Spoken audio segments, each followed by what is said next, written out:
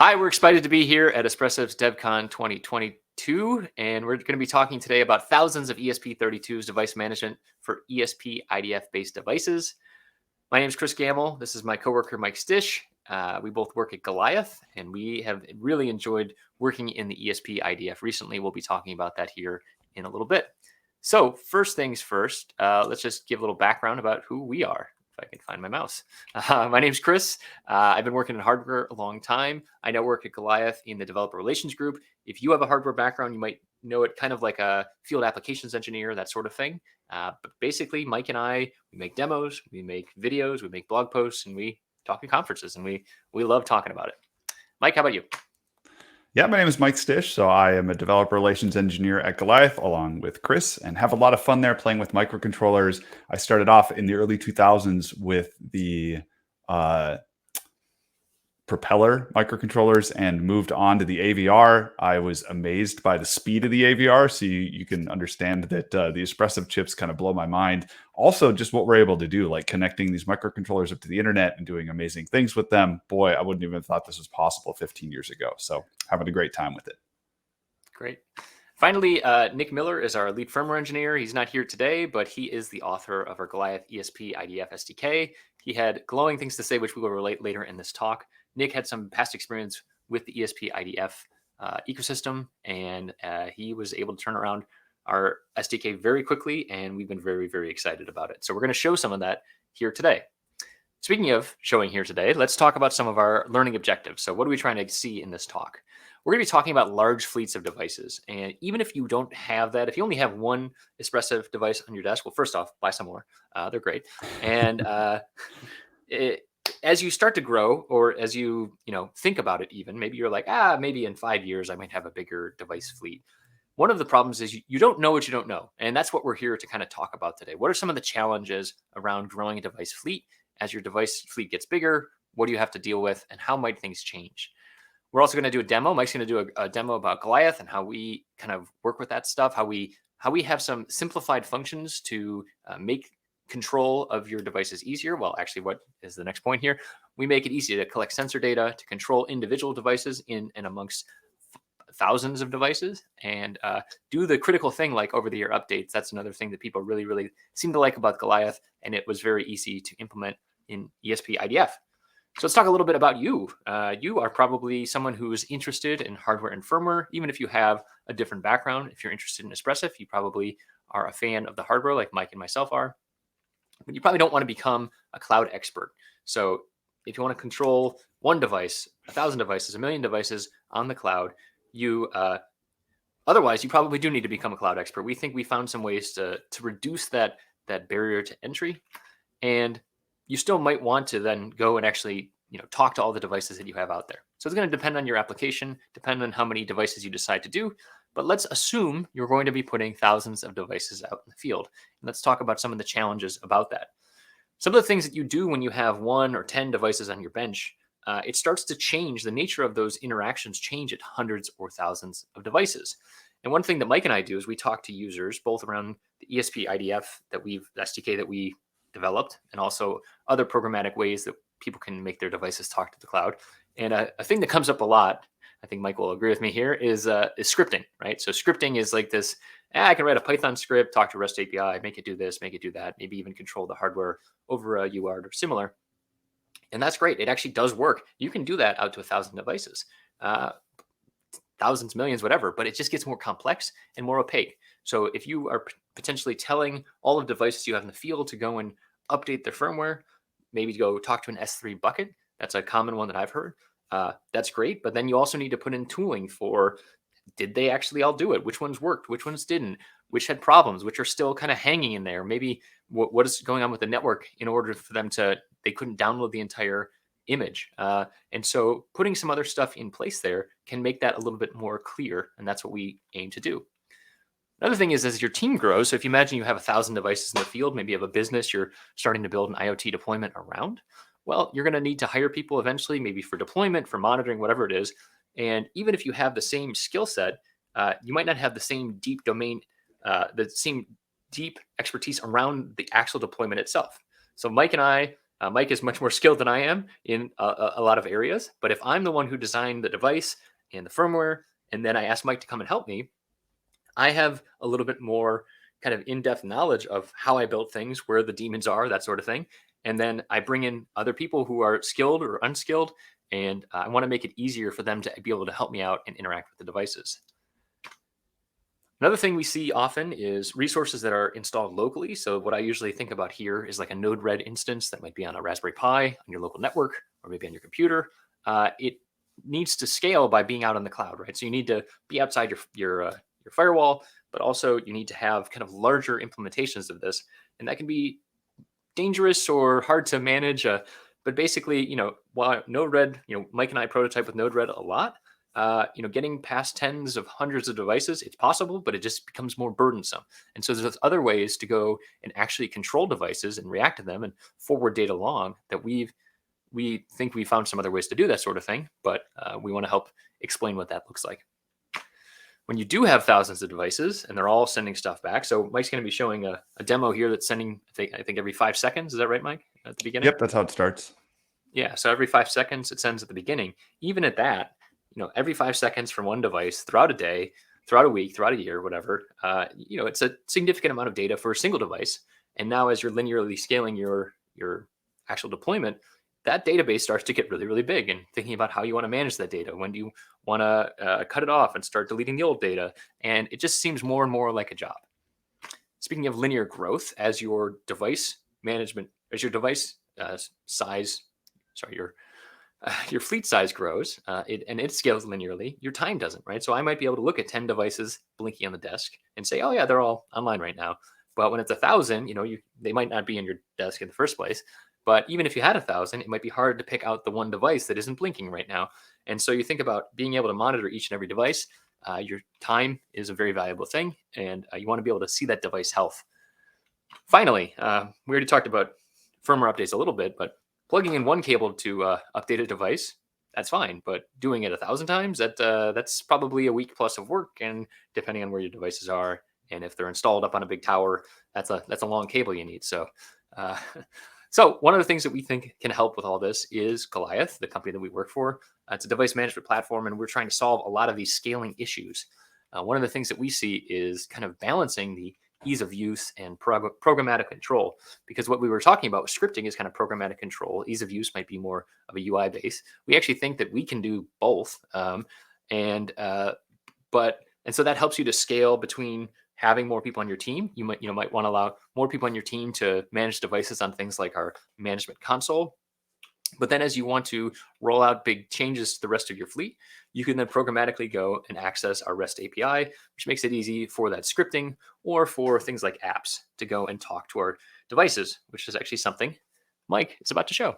So Mike, take it away with our demo, and we'll come back to the slides here in a second. Yeah, so I'm going to take just a moment here to get my camera switched over. And let's see. All right. How are we looking, Chris? Excellent, like usual, Mike. All right. Thank you. Okay. So we have on the bottom right corner here, this is a live image of the ESP32 C3 Dev Kit C. This is a wonderful board you can get from Espressif. If you don't have one already, you should definitely pick one up. It, of course, has the Wi-Fi modem in it. That also has a core temperature sensor, which we're going to be using for streaming data, and an RGB LED light that we'll get to in a moment for user feedback. So if I just hit the reset button on this, we can see the bring up. It's looking for Wi-Fi right now. It's going to attach to my Wi-Fi point. This particular example does a few things at the beginning. So it looks for over-the-air updates, and it's going to wait until it gets a firmware revision, so it's to see if it should do an update or not. It also downloads some settings, and we'll look at that all in just a moment. But for right now, these core temperature readings are the thing that I think is the most interesting. So, a lot of IoT devices have a sensor, get some data, get that back to the server. So if you're talking about thousands or millions of devices, you want to be able to do that. You want to be able to handle that data. This is the Goliath web console, and I'm looking on here just for this device. And I can go into our LightDB stream, which is a time series database. And I can see I'm getting these timestamps that go along with the data that's coming in. Now, I like to show this view because you can see this is a JSON object. You can send complex JSON objects. So if you have numerous readings nested and all that sort of thing, you can use that just fine. But for today, I'm just doing a sensor with one data reading. But this is just for this device, and we're talking about managing thousands of devices. So I can go and see the same stream, the time series database for all of the devices that are reporting. And in this case, it's two for the demo. One is on Chris's desk and one is on my desk. And I can do the automatic refreshes on these. Let me make sure I'm in the last 4 hours. And we'll see the settings is my device, and the Chris is Chris's device. And you can see these coming in about every 5 seconds on the timestamps here. The thing about this data is it's not very compelling to just watch the numbers go down, and it's maybe not easy to tell whose number goes where. If you're trying to proof something out for your boss or get a customer to say yes to a contract, you might want to do something more graphical like this. So Chris talked about the REST API. This is along those lines. I'm using an API key and our WebSockets to get live data as it comes real time from both devices. Chris and I are not in the same office. We work in different parts of the country, yet I'm able to both see and control his device. Let's talk about that device control. So I mentioned that we have two types of databases. So if I go back to my device settings, we can see the stream is what we're looking at for our core temperature, but the other one is going to be state. So this is like, is the LED on or is the LED off? This is stuff I don't really need to know over time. I just need to know what's the setting at right now. And for my device down in the bottom right here, this is actually registered to observe this desired endpoint on the web. And so every time this updates, the Goliath servers are going to tell this device, hey, your data just updated. And the data I'm actually looking for is LED 0. And I can set that to a value. And as soon as I click submit, we should see the device reacts by the blue LED coming on. You'll notice that that endpoint, it was deleted by the device to indicate that it got that command. I can do the same thing again in order to turn it off. And you'll see that data is gone. So this is great for testing for one devices or two devices. But what if you're trying to control lots of devices? So one of the things you can do, similar to how I did this graphing on Grafana, which is an external platform, I actually found this web app. This Android app in the App Store. This is called Home Habit, and it lets you assign buttons to REST API calls. And so I've got one that is a button for turning on my LED right here and another for turning off. Now, if you watch when I press this button, you're going to see this desired value will be set. And that's because the REST API call is what's being used on the dashboard as well. And it's what controls the endpoint that the device is listening for. I have the ability to do Chris's as well, but I think you've seen enough LEDs go on and off. I have it up right now if you want to show it, Mike. Oh, yeah. Okay, so we should be able to turn my face just so it's in. Yeah, there it goes. It's on. Yep. Yeah, Chris is on, Chris is off. And because this is a REST API call, I'm calling the exact devices with these buttons, but I could call groups of devices. I could call the entire fleet. I could have the LEDs for a million device fleet come on with these. Whatever API call you want to run will be fine right there. So that is device state and running some API calls on there. Probably one of the biggest that we hear customers looking for is the ability to update firmware. So like Chris said, if you're going to plug a USB cable into a device, that might be fine for 10 devices. But if you get to 1,000 or 100,000, you're in big trouble. But not with Goliath. We've got it all figured out. So here you can see I'm actually using a blueprint on these artifacts. The artifacts in this case are all firmware binaries that we've uploaded. And I'm telling it like, hey, I've given a blueprint to certain devices. So if those devices are listening for updates, this update is the one they're looking for. Once I have those, I can create a release. Here we'll see our blueprint again for our ESP32C3 dev kits. And both Chris and I are running the 1.2.5 right now. I have another release available, 1.2.6, but I haven't rolled it out yet. And so when I actually click the rollout button and I go back into my IDF monitor, you're going to see that it will tell us it's running the current version 1.2.5. It's going to find out from the server that 1.2.6 is now available. And we actually see it's downloading blocks. So it's going to go through, download this, verify it, and upgrade to this. I don't think we have time for that right now on this demo, Chris. So I'm actually going to turn that back off again. And the device will, I've just clicked reset, so the device will stop trying to update on it. But this is another feature that I think is really interesting. If you roll out firmware and you tested it, you know it works, but you realize you made a mistake, like you got a decimal point in the wrong place on your data or some other reason that you don't want it running on production. Instead of having to like go back and find on GitHub the last hash that was working and compiling it and testing it and pushing it out again, you can just do a one-click rollback, and the devices are going to be notified, oh, 1.2.6 is not good anymore. They're going to find 1.2.5 is the last known good one, and they're going to download that and start running it. So a lot of peace of mind there for devices in the field and what you're doing with the updates. Another thing when I think about devices in the field is like how to troubleshoot them. So you might want to be able to get logs from your devices. Well, if you don't have a USB cable connected for the monitor, how are you going to get these logs that are coming out? And Goliath actually has a logging service for that. I can go and look at it. You can look at it by device or by the fleet. I'm just going to look at it by device here. And you can see these log messages that have been coming back. I have debug messages set up for reading the temp. I can filter those out. So I can just look at my info messages, which tell me like when the app came up and some more about the state of it.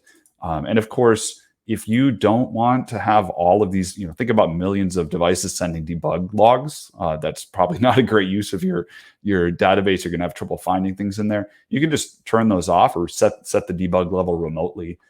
In this case, I'm not setting debug level. I could here. I instead set the delay between sensor readings. So Chris mentioned before, there's 5 seconds between sensor readings. Now I could change this right here, but this is only going to affect this device. However, as with the other things we've been showing, there is a device settings option for the fleet level. And so I'm going to go ahead and reset this from 5 seconds to 2 seconds. And if we look on the monitor, we see already this device has seen that. Chris's device will have seen that as well, where he's at. And if I go back and look at the incoming data, we can see now our timestamps, both Chris and I have changed to 2 seconds in between readings. So like if you wanted to set your log levels, you could change and say, okay, debug levels I want just for this one device, or you could say I want all devices to only send error. You can also do by groups of devices using those blueprints as we looked at before. I think the last thing that I want to look at is the remote procedure call. So this is really a great way to interact with your devices. So in my case, I have just implemented a function called reboot. And we'll look at all of this code in just a moment. But I can send a reboot message to my device, and it got that, and it's going to reboot in a few seconds here. The great thing is it's also going to tell me it got the message at this timestamp, it took this long to react to it, and the status is okay on this. You can also send parameters. So if you want to, send some commands in with whatever your function is going to be, you can work with that, and then you can get data back as well, and you'll see that displayed here. So this is wonderful for things like, oh, I want to check RSSI values of the Wi-Fi for this one device because I've been having problems with it. Why don't I send a remote procedure call and have it, tell me like what's going on with the signal or whatever other thing you're doing. Yeah, that's a lot. Chris, do you think we should roll on to the next part and look at some code? Yeah, let's look at some code. That's great. Okay, so we're going to go back to our slides here.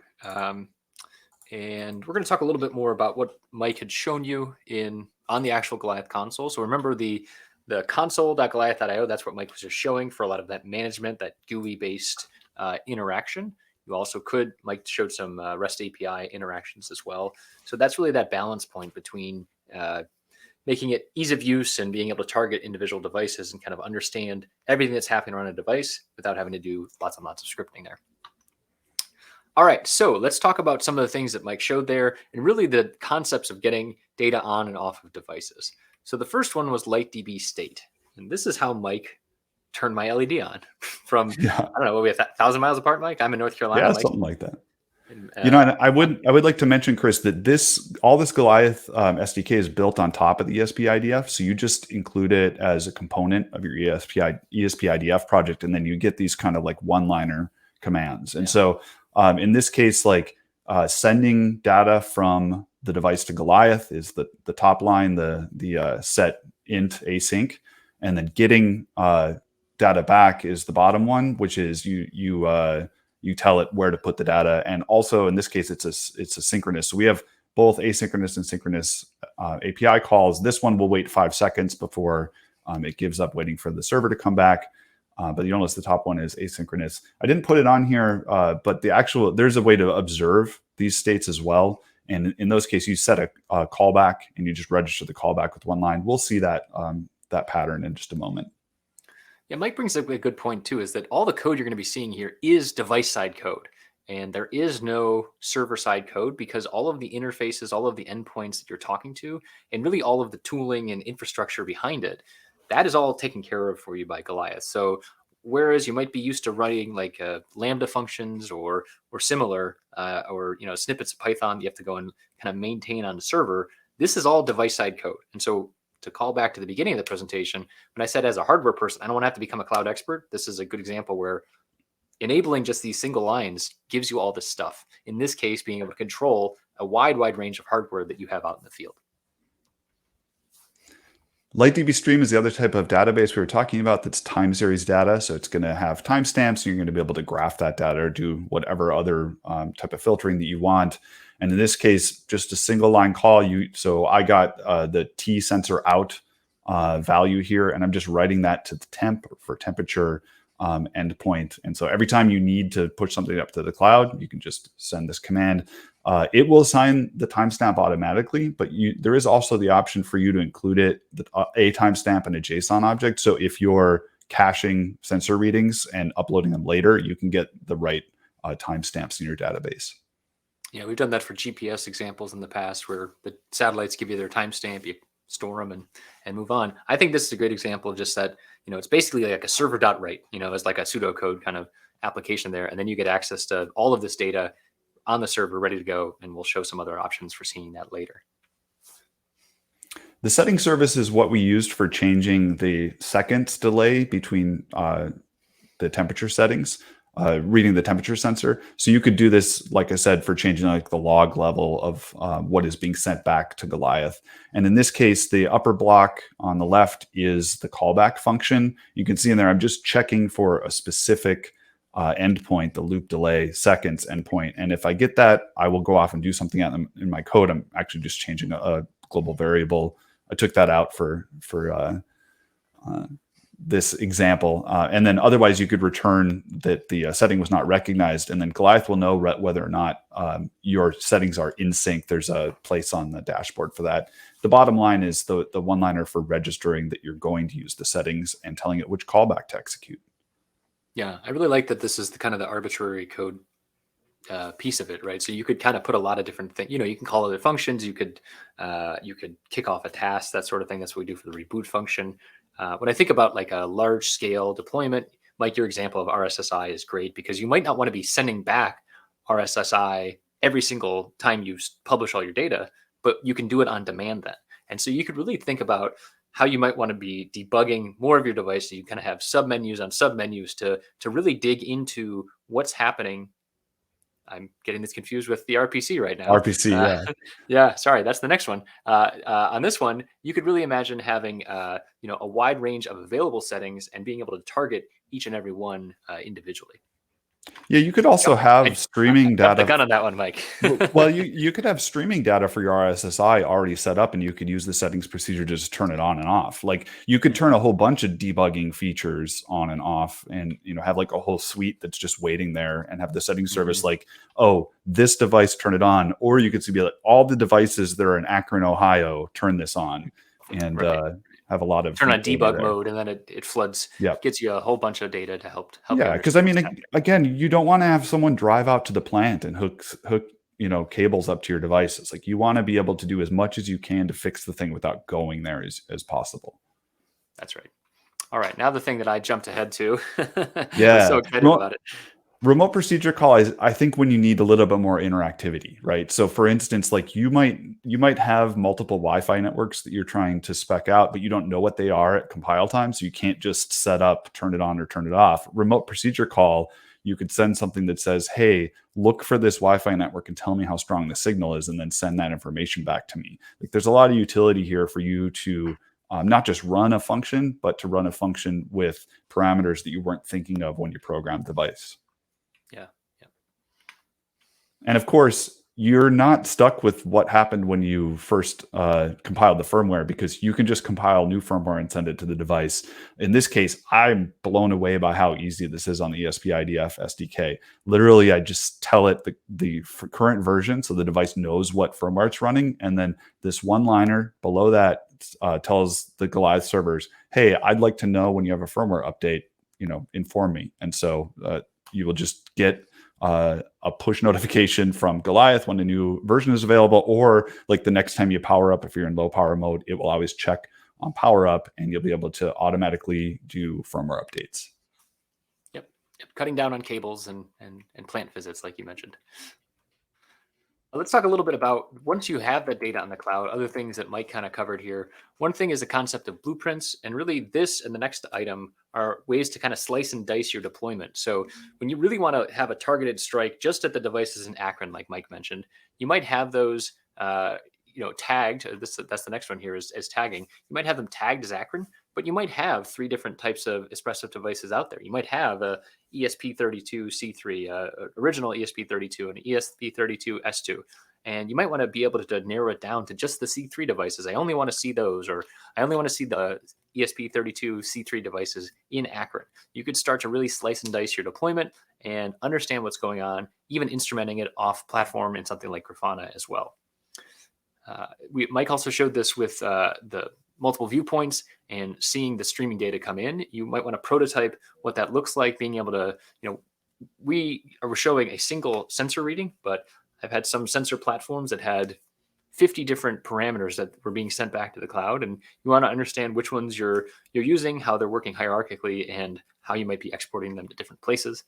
And finally, on the export side of things, we do work with, we have native integrations with things like AWS SQS, Azure Event Hub, and webhooks, GCP, and an ever-growing list of those. But we realize that most people are going to be working with a cloud-side team that they might want to export that data to in the future, and we want to make that really, really easy.